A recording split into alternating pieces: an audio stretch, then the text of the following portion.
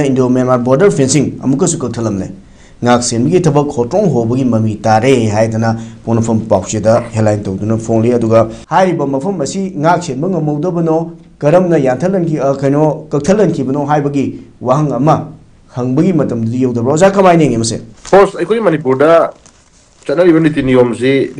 mama msen haijabado angakpa mayam gi marakta angakpa lila amada ko hingma pusi mahing no kai lei aduna ngasagi sangi si meter sam kundagina meter sam yang kai sangba fencing ni number 1 aduga border fencing number 62 gi parinda haibani ko aduma kong ni pu yang kai hare do hosna ko madu yungiba tawriba dagi den khaga lei basingdu koi normal duty ki matungina taya phada lei ba koi gi senabi diba border security me amduna koi yengchen bida bra natragana noi am kathalo koi ungai thoke gai naga koi miro pi sanari bra ko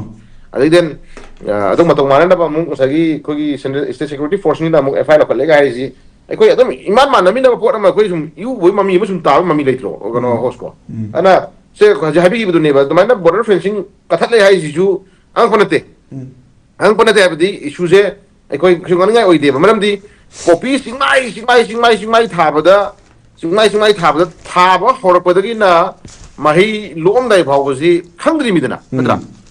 khangdri mi dum daidam kai daure khanga kanda mu kogi kathap sat le ga nang chali ne bako that means ko ajin ngi manipur si khudam na kangpopi district chusampur district kaina magi district la jingi manungda leidiba SP sing leidiba DC sing magi SP gi makhada leidiba police station mayam koliba mayam ningduna mana koliba area domination pi ni jaga hindu police outpost mana kala kolkata ke si adum masagi area jurisdiction ni japot habni da ada magi area jurisdiction da koliba jaga du gi leidiba OC singduna ad concern post commander singduna magi area du da kai dauri kai hai si tasing nai koi yengthin da bajala sitagai phadana koi gi Facebook da natragana kana go makhagi ngai kuthang da mobile da natraga mamada ekoi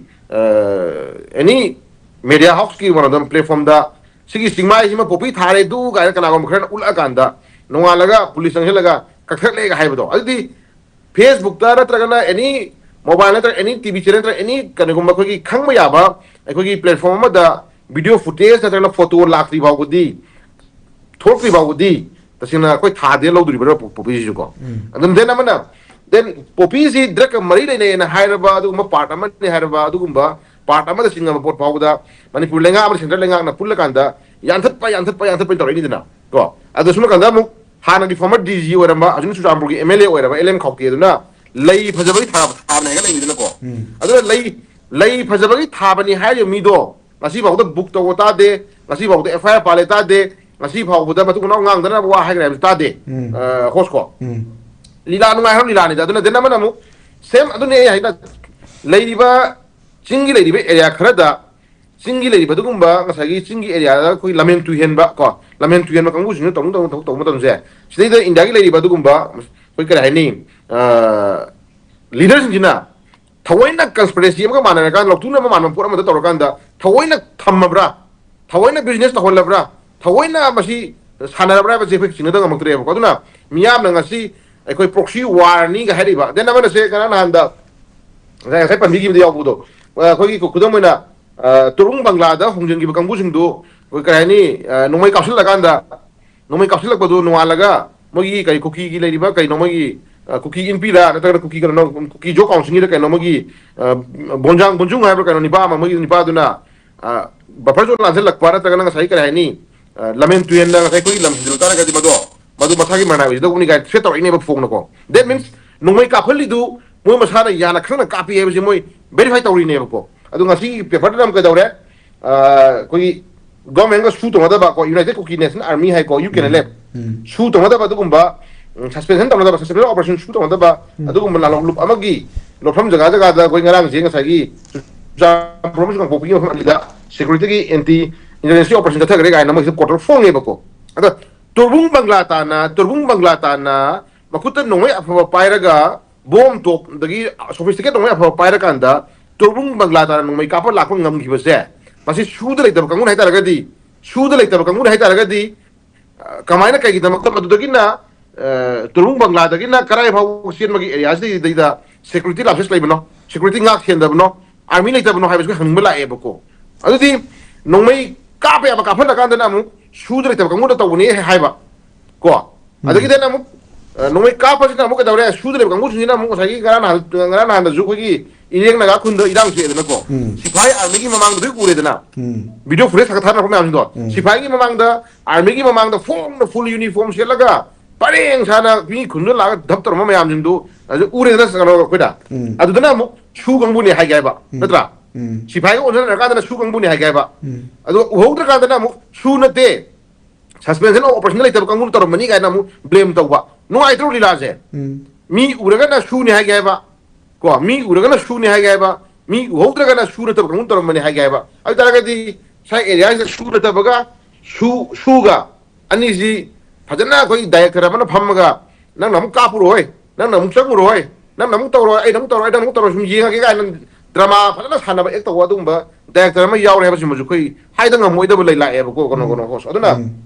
same thing कशुंगनिंग ओइदे Indo Myanmar border दा fencing कथला मे ngasi अहान बस नते को ngasi अहान बस नते ममांग दा मथक चिंगना आर्मी से पोस्ट लेबा चिंगना आर्मी पोस्ट लेबा कोई ओसीएम न खुथिला ताखिबदो चिंगना आर्मी पोस्ट लेरे अदु गेट मखा थंग सरुक्ता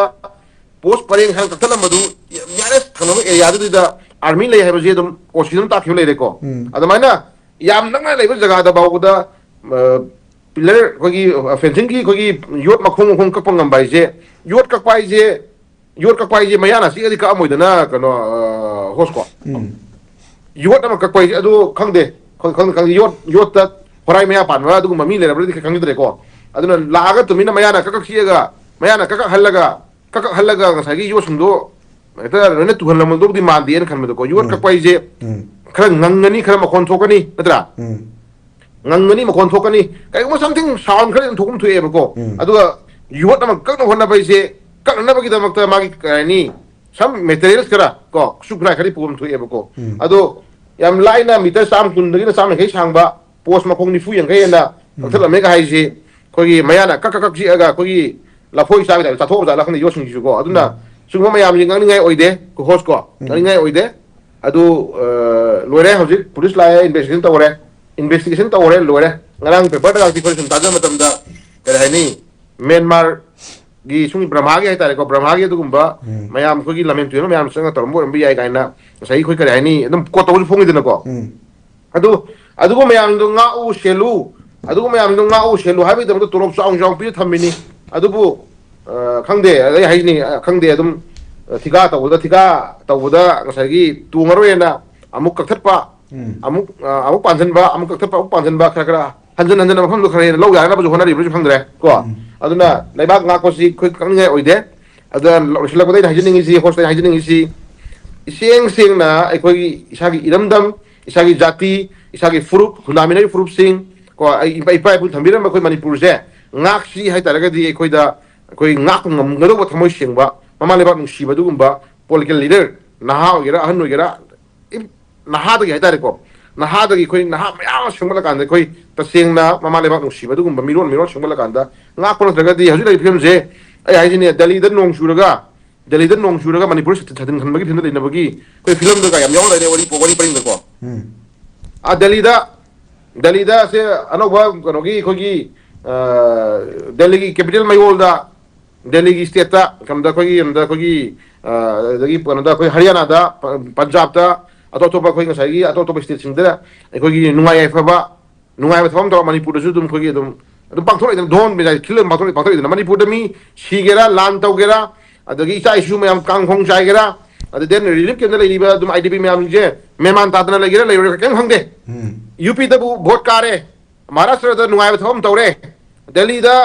कोई हराव को पांग थुई आइदा मणिपुर दोन थिंगाय बिने नरो दोन थिंगाय बिने बा ओय मगी दोन थिंगाय बदो थमोइदा कोई जो शेयर तौजरी तबु मणिपुर लेसु इरांग लेबिने कोई जे याम कने यौक्सिन ngam dre sawbinu ga haibra ta baitare ko ado airport top leader man la kan da imai ben maya amna thaban chong hairaga bengun thongal laga madum kan da sai jagoi saraga ko ibidana hospa asuma kan da ko isa issue maya ma mami to pi chintha kangendana leiriba lajena mayam ji oidam da di no mata ko to bi ya ba te ko to biram mayam to biram bi ai adu leiriba issues nai ko ngasi bawda miyang gi damakta isa issue mayam awana thenara mayam jim ta ko ta phadana kare ni सिम तौबीरेगा हाबदुमदि खोई थमोइदा उदबदु वानी खोई हाइजिको तौबीरमनि no no तौबीरमदु जाय हाजिति मसानानागा लागा नंगा सै आईडीपी मयामजे काम फमिनरगा चाक चराम चामिनरगा आइजु मयामगे अवाबा सरुक याजरिको again हायरगा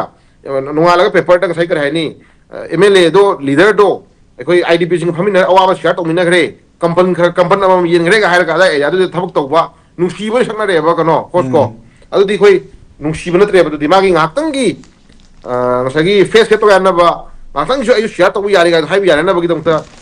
chupa khung thang ni khoi pamak te ba ko aduna lai film je akhoi manipur je angakoni manung da ko myam yaw re aduna akhoi ngasagi lai ba